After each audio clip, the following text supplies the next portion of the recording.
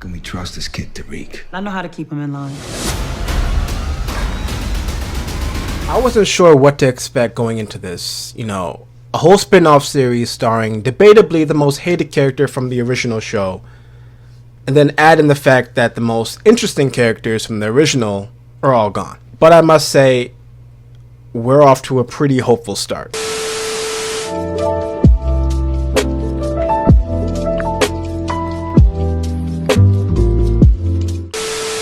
Ladies and gents, I'm your humble host, Caped Informer, and I'm overly ecstatic that you are all joining me in reviewing the debut episode of Power Book 2 Ghost. I'll also be following along and breaking down this show every week, along with a number of other amazing televised series, so please tap that subscribe button and keep informed.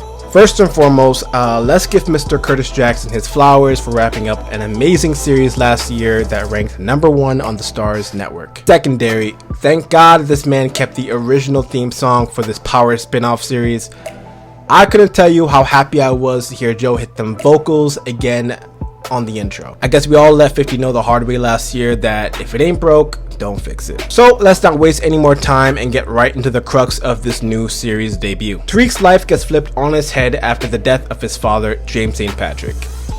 Well, technically after he murdered his father, James St. Patrick. Anyways, Tasha takes a fall for her son and attempts to fight her case in prison, while Tariq tries to fight her case outside of prison, all the while enrolling in a new school and taking care of the rest of his family. A lot rests on the shoulders of this young man, his character on the show, as well as the actor, Michael Rainey Jr. It's an understatement to say that he has some big shoes to fill following the exit of Omari Hardwick from the franchise. Rainey is still really young, only 18, 19 at the time of filming the spin-off series, and still a novice actor.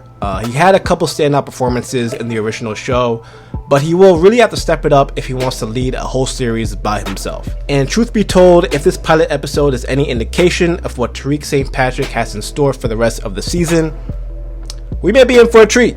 So automatically going into this show, I already kind of expected it to not feel too much different from the original series. Like, we see a lot of the same characters from the last show, so it almost feels as if this is just another season of Power. Just like, I don't know, a diet Power, light Power, unsweetened Power. It's Power without a lot of the heavy gang affiliated crime, drug slanging-ish, although there is still some of that, just from the perspective of a young college kid. On campus at Stansfield University, Tariq is made aware of the terms of his admission there.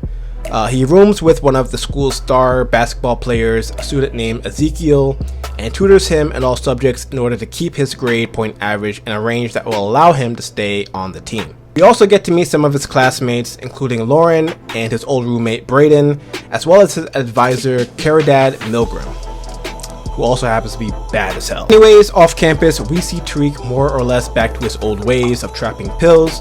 However, this time around, he's doing it to pay for a competent lawyer for his mother's case. Attorney Davis McLean, to be specific, played by none other than Clifford Smith, aka Method Man.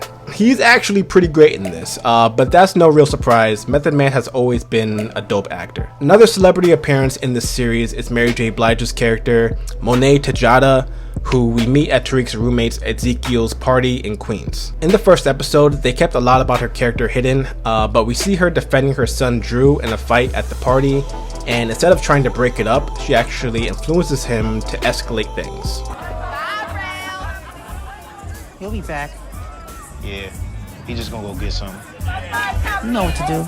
So much so, we see her as the getaway driver after Drew revisits the guy in a staircase with a silenced handgun. They're like the ultimate dark timeline version of Tasha and Tariq. I expect big things to pop off for both of these characters, even though I'm not a huge fan of Mary J. Blige's acting, if we're being completely honest. So guys, overall, the pilot episode does not disappoint, and maybe it has something to do with the fact that I'm still kind of attached to the original show, but I'm definitely going to keep my Starz membership activated for the time being. It's a refreshing new take on the world of Power, especially since, let's admit, things were getting a bit ridiculous in the original show.